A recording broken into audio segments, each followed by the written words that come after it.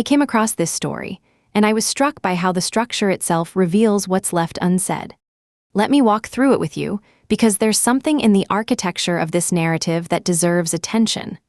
A woman, let's call her Sarah, is halfway across the world, dealing with the death of her estranged father. First time back in Asia in 3 years. She's sorting through the remnants of a complicated relationship, handling an estate, navigating grief that probably doesn't look the way people expect it to. And while she's there, her boyfriend, whom she names Dick, which tells us something right from the start, goes to his work Christmas party. They'd been together almost 2 years. Long distance, Europe-based, seeing each other nearly every weekend.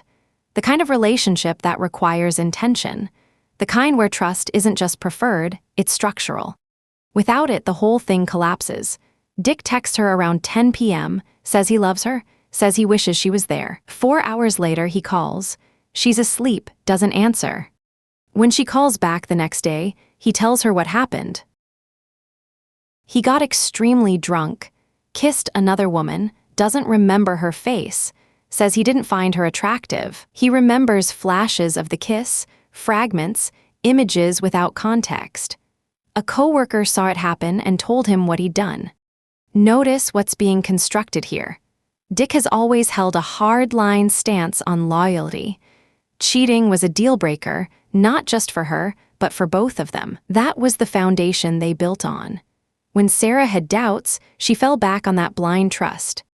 And now the foundation has a crack in it, and she's trying to figure out if the whole structure is compromised. Dick is contrite, saying all the right things, wants to work on the relationship, willing to do anything. And Sarah is heartbroken, but also questioning whether it's ridiculous to feel heartbroken over a drunken kiss. This is where the narrative reveals something crucial about how we process betrayal. She's not just hurt, she's second-guessing her own hurt, asking if her pain is justified. That tension shapes everything that follows. In the comments, someone points out the nickname. Dick, great way to start. And honestly, that choice of name is doing narrative work. It's a signal, a way of processing anger through language. But then another commenter highlights something Sarah hadn't fully considered. Dick did this while she was overseas dealing with difficult family matters. Where was his empathy?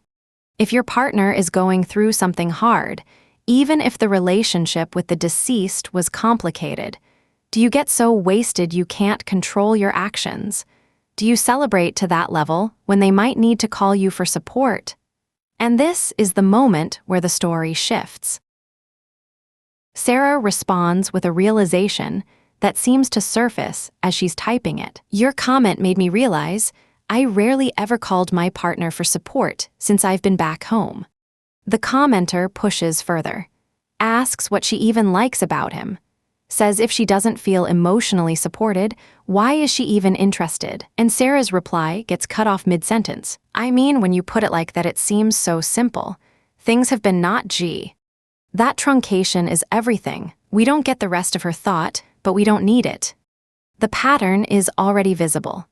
She's been in a relationship where she doesn't call for support, where the foundation was trust, but maybe trust was doing the work that emotional intimacy should have been doing.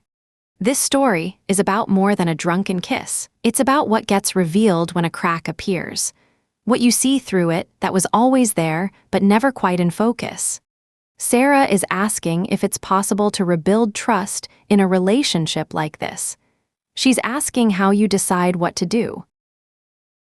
But the narrative itself is already answering. The structure is telling her something she's only beginning to hear. She's halfway across the world, handling the estate of a father she was estranged from. Grief is complicated.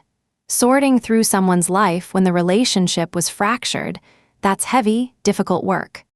And during that time, she didn't call her boyfriend for support. Not because she couldn't, because she rarely did. Notice how Dick's transgression becomes the catalyst, but it's not actually the center of the story. The center is what Sarah is starting to see about the relationship itself. The absence of emotional support. The fact that when she had doubts, she fell back on trust, as if trust alone could carry the weight of a long-distance relationship. Trust is essential, but it's not a substitute for intimacy. It's not a replacement for being the person your partner calls when things are hard. Dick says he wants to work on the relationship, says he'll do anything, but what would working on it even look like here? Can you rebuild something that maybe wasn't fully built in the first place? One commenter suggests a hall pass, asks if Dick would agree to let her have one. Says if he does, that's a sign he's truly sorry. It's an interesting test, though not one Sarah seems particularly interested in, because the issue isn't symmetry. The issue is whether this relationship has ever given her what she actually needs. The beauty of this narrative is how it sits with us afterward, making us reconsider what we thought we knew. At first, it looks like a story about infidelity, a drunken kiss, a betrayal, a choice about whether to forgive. But as the story unfolds, it becomes clear it's actually about recognition, about seeing a pattern you've been living inside of, but never quite named. Sarah is 27. Dick is 27. They're at an age where you start asking harder questions about what you're building and whether it's worth maintaining. Long distance requires so much effort, so much intention. And for what? A relationship where she doesn't call for support, where his hard-line stance on loyalty didn't stop him from getting so drunk he kissed someone whose face he doesn't remember.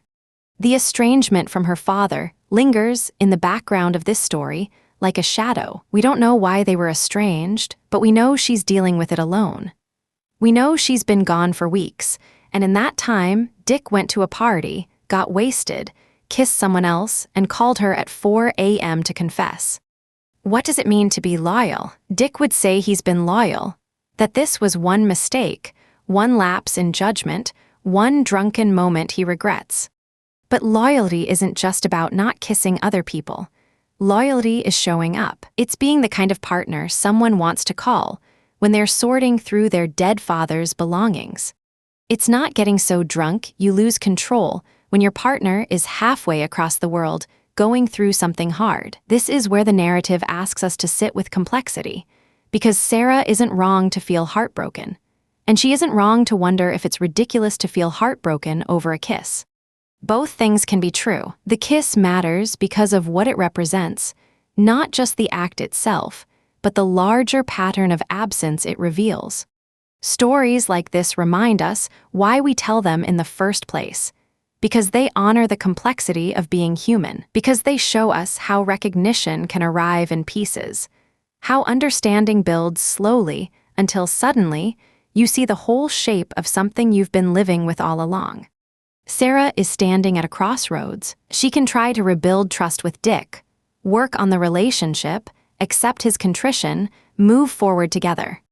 Or she can acknowledge what the story has already shown her, that she deserves someone she actually calls when things are hard. That blind trust isn't enough to sustain a relationship. That loyalty has to be more than just not cheating. It has to be presence, empathy, showing up even when it's inconvenient. The narrative doesn't give us a clean ending, and maybe that's the point. Sarah is still figuring it out, still sitting with the question. But the architecture of the story suggests an answer she's only beginning to see. And that's how a story transforms understanding, by showing us something we didn't expect to see, not just about what someone else did, but about what we've been accepting, what we've been living with, what we deserve instead.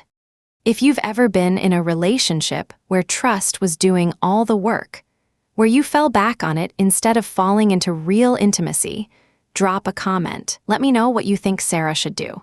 And if this story resonated with you, subscribe for more narratives that sit with the complexity of being human.